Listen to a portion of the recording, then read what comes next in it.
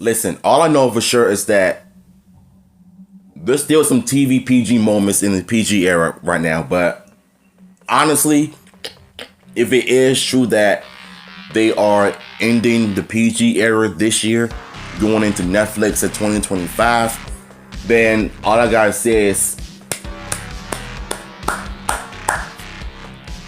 after more than a decade of PG madness, all of that has come to an end. Because if you notice, a lot of TV-14 elements have been used on Raw and somewhat on SmackDown. But honestly, I personally feel like they've come a long way since Triple H took over.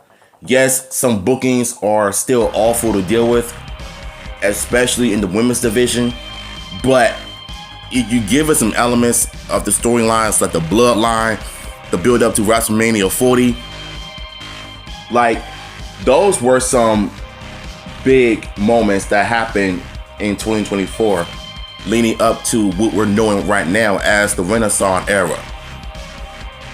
So I personally think if it wasn't for The Rock, we wouldn't have all of this awesomeness that we're getting right now. So shout out to The Rock. So it says WWE PG era officially over. Update on future plans. So this one is really interesting, so let's get to it. The official end of the PG era of WWE is said to have happened with The Rock and Paul Heyman, although there's still work to be done. With The Rock and Paul Heyman dropping major language into their interviews and promos over recent months, Dave Meltzer has highlighted that what this change means to the WWE product.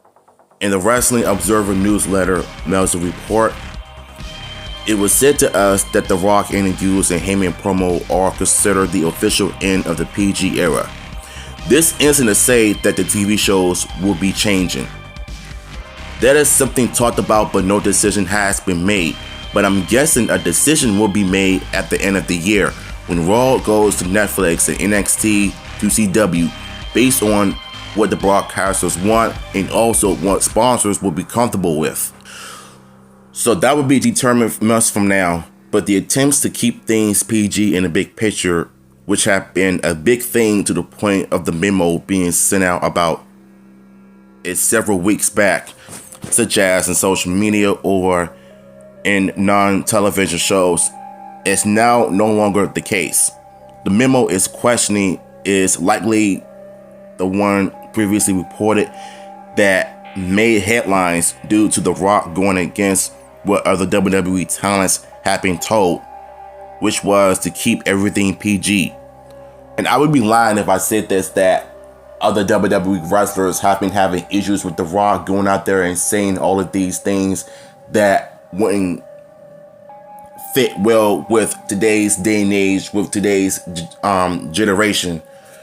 But I do understand their frustrations of not being TV-14 when The Rock gets to go out and say and does what he wants when he wants, while everybody else is handcuffed and chained of not being TV-14 while going out there and being PG for the kiddos.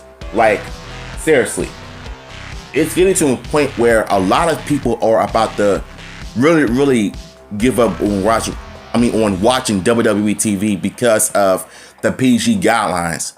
But nowadays, that is no longer the case. Everybody is going out there, is free to say whatever and to do whatever on the Triple H. It's now becoming a safer environment, which means that everybody can just go out and do whatever they want, which is a nice thing. So to me, I look at it this way from a business standpoint, right?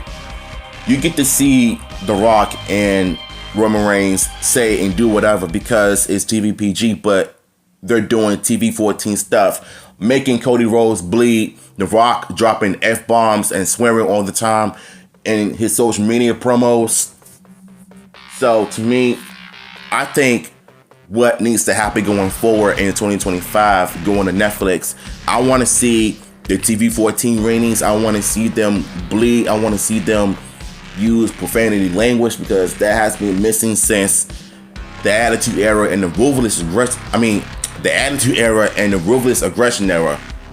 So, if it's, if it truly is the ending of the PG era this year, then I'm happy, because we've been wanting change for years.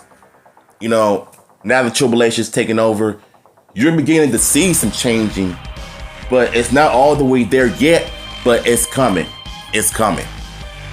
So at the end of the day, all I gotta say is thank you, Triple H, for giving us something that we've been wanting for a long time.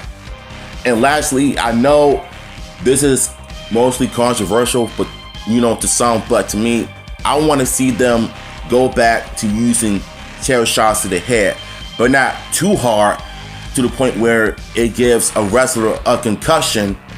But I want to see them give blows to the head sometime, not just with the chairs, but with the belts and everything.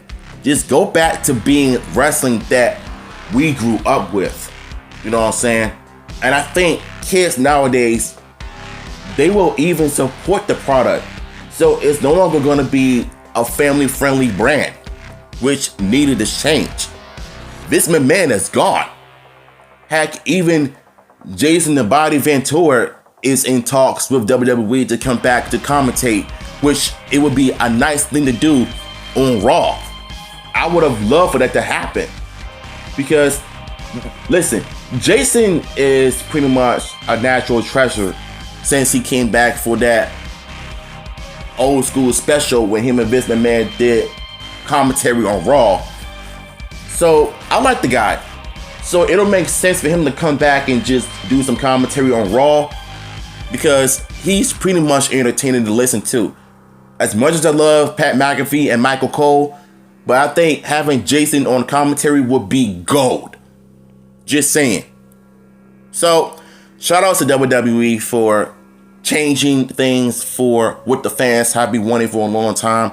I'm really happy. I'm definitely excited for it.